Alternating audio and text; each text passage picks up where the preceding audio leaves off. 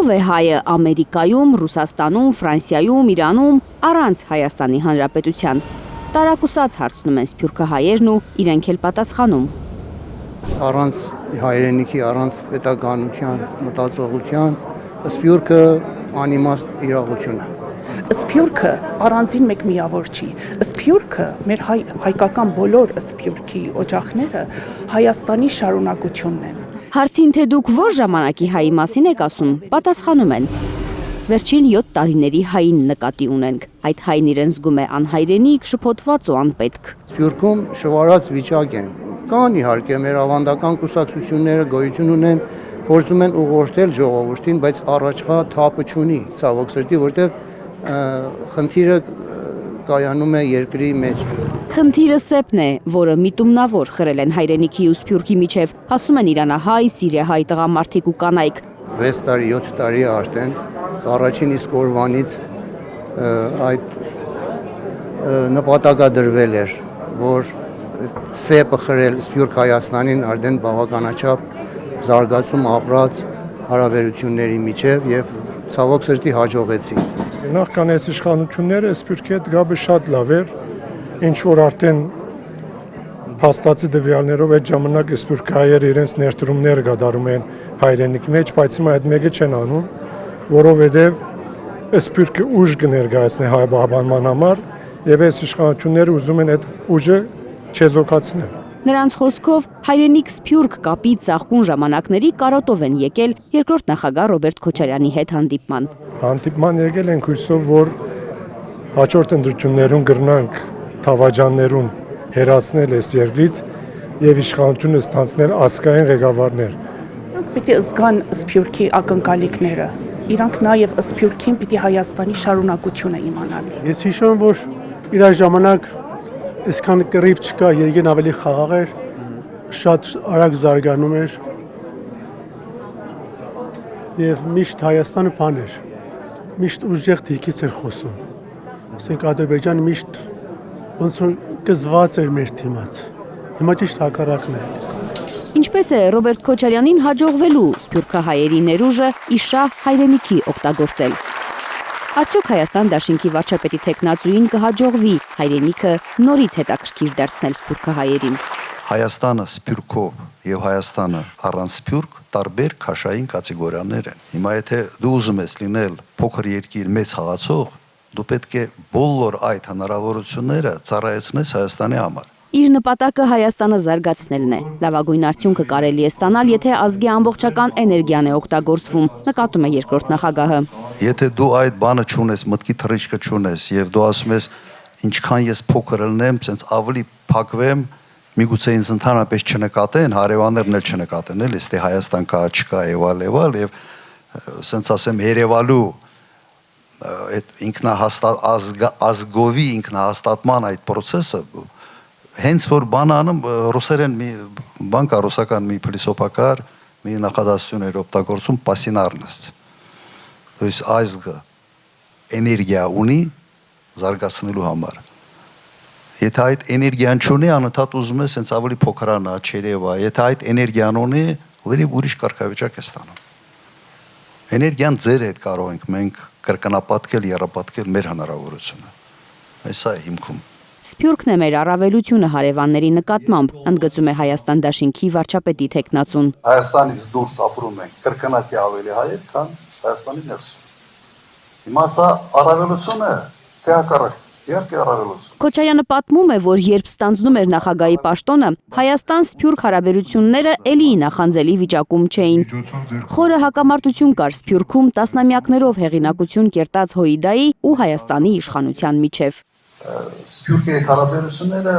ինչ որ չափով թունավորված են։ Որոշվում է մշակել այնպիսի քաղաքականություն, որը հասկանալի կլինի Հայաստանում եւ Սփյուռքում։ Ստեղծվում է համահայկական նախաձեռնությունները ու Քոչարյանի կառավարման երկրորդ տարում արդեն 1999 թվականին Հայաստան-Սփյուռք առաջին խորհրդաժողովն է լինում։ Որոշել ենք անպայման հրավիրել բոլոր կազմակերպությունները հայկական, ընդհանրապես կազմակերպած Սփյուռքի բոլոր ներկայացուցիչներին ներկայացնել եւ մի կարևոր հանգամանք չփորձել ղեկավարել Սփյուռքը։ Հայաստան-Սփյուռք շահերի առանցքում փոխադարձ հետաքրքրությունն է դրվում։ որ Հայաստանը լինի այնպիսի երկիր, որ հետաքրքիր լինի Սփյուռքի համար, որը հպարտության առարկա լինի Սփյուռքի համար։ Հայաստանի հետաքրքրությունը նաև Սփյուռքի տնտեսական ներուժը, Սփյուռքի փորձը, Սփյուռքի կապերը աշխատեն Հայաստանի Հանրապետությունը հզորացնելու համար։ Զրոյական կետից ենք սկսել Հայաստան-Սփյուռք կապի վերանորոգումն ու շեշտակի զարգացրել այն, ասում է Ռոբերտ Քոչարյանը, նկատում իր սկզբունքն է եղել, որ Հայաստանի նախագահի իշխանությունը տարածվում է միայն Հայաստանի ներսում, բայց նախագահը պատասխանատու է բոլոր հայերի առաջ։ Պատասխանատվությունը Հայաստանի Հանրապետության նախագահի ամբողջ հայության առջև է։ Այս է եղել բանաձևը եւ այս բանաձևով ենք շարժվել։ Ավելի ուշ ստեղծվում են համահայկական խաղեր մեկ ազգ մեկ մշակույթ ծրագրերը։ Քոչարյանը հիշում է, թե որքան արագ էր Սփյուռքը արձագանքում իրենց նախաձեռնություններին։ Սփյուռքը անմիջապես ընկալեց եւ ներգրավվեց։ Եվ շնորհակալ եմ Սփյուռքին դրա համար։ Հիմա Ռոբերտ Քոչարյանն ու Հոիդան միասին են ծրագիր կազմում Հայաստան-Սփյուռք խզված կապը վերականգնելու համար։ Հայաստանի վերաշինության հարցում Սփյուռքին ռազմավարական նշանակություն է տալիս Հայաստան դաշինքը։ Մեր նպատակը հետևյալն է, մենք պետք է ստեղծենք մրցունակ եւ անվտանգ Հայաստան, որը գրավիչ լինի Սփյուռքից հայրենադարության համար։ Անկախ Հայաստանի պատմության մեջ ներգաղթ եղել է Քոչարյանի նախագահության տարիներին 2004-ից 2006 թվականներին։ Այստեղ նստած հայրենադարձներից շատերը հենց այդ ժամանակ են վերադարձել հայրենիք։ Քոչարյանը համոզված է, Հայաստանում անվտանգության զգացումն է այս մարդկանց հայրենիք վերադարձրել։ Եթե Հայաստանում անվտանգությունը ապահովված չի, եթե Հայաստանում մարդիկ վատ են ապրում, եթե մթնոլորտը զզվելի է, ապա ոչ թե պետք է սկսում ենք խոսալ հայրենադարձության մասին, այլ հայրենափախուստ, չգիտեմ, նույնիսկ ոնց ձևակերպել հայրենիքից դուրս գնալու մասին։ Եթե մենք ուզում ենք, որ լինի հայրենադարձություն, մենք պետք է Հայաստանում այնպիսի միջավայր ձևավորենք, որ Հայաստան գալը, մնալը, այստեղ ապրելը լինի հաճելի, հասկանալի, որ մարդիկ ձգտեն գալ այստեղ, վատ մթնոլորտ լինի այստեղ։ Հակառակը Հայաստանից արտագաղթը դեպի այլ երկրներ ակտիվանալու է։ Եվ եթե Հայաստանի ղեկավարությունը այդքանը չի հասկանում, ուրեմն իր տեղը չի։ Կամ հայկական ղեկավարություն չի։ Հայաստան դաշինքի նպատակն է Սփյուռքի հետ նախկինում վերանորոգված հարաբերությունները պետական աջակցության ծրագիր դարձնել ու պետական մակարդակով խրախուսել հայրենադարձությունը։ Հարաբերությունները վերանորոգել ենք, զարգացրել ենք, բայց այնուամենայնիվ ես չեմ կարող ասել, որ դա պետական sense աջակցության ծրագրեր էր։ Դա ավելի շատ մթնոլորտ ստեղծել, որով մեր հայրենակիցները ձգտում ունենան գալ Հայաստան։ Օրինակ ես հայտարարում եմ, երբ շինարարություն ենք այստեղ զարգացնում, որ ամեն մի սփյուռքահայ պետք է բնակարան կամ տուն ունենա Հայաստանում։ Եվ շատ մարդիկ արձագանքեցին դրան։ Ամեն մի սփյուռքահայ ինչ որ մի բիզնեսի բան պետք է ունենա Հայաստանում։ Այն ժամանակ ես հիշում եմ տարբեր տեղերից մարդիկ ստեղ ռեստորաններ էին բացում։ Ես անձամբ հենց որ լսում եմ մի սփյուռքահայ ռեստորաններ բացում, անպայման հաճախում եմ այդ ռեստորանը։ Անպայման ցույց տալու համար, որ մենք գիտենք եւ ուրախ ենք եւ ողջունում ենք այս ամենը։ Իսրայելը այս հարցը կարգավորել է օրենքով։ Կա հայրենադարձության մասին օրենք եւ հստակ ծրագիր, թե ինչ են անում, ոնց են աջակցում բնակարանային եւ այլ։ Մեր պատմության մեջ եղել է եւս շատ